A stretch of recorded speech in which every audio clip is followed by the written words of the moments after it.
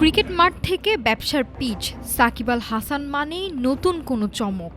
Cricketer, ব্যবসায়ী ও রাজনীতিকের পর এবার নতুন এক পরিচয়ে হাজির হচ্ছেন তিনি।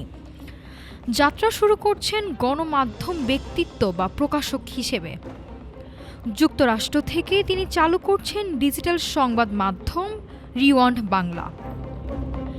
২২ গজের ক্রিজে ব্যাট বলের লড়াইয়ে তিনি কিংবদন্তি।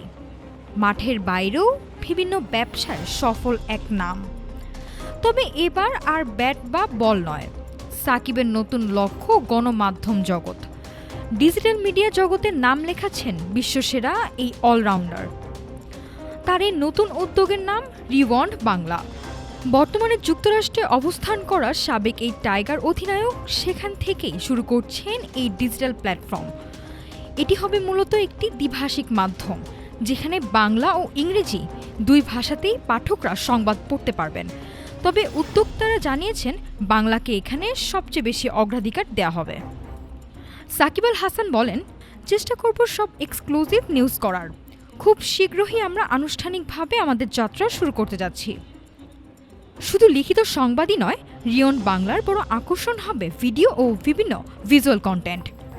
রাজনীতি, অর্থনীতি এবং আন্তর্জাতিক খবরের পাশাপাশি খেলাধুলা ও বিনোদনের সব আপডেট থাকবে এখানে।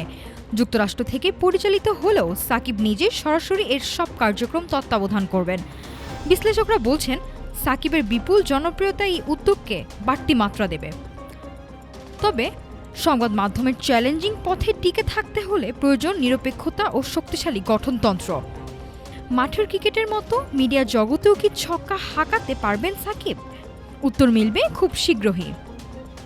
নাফিস সামিয়া, ঢাকা টুডে।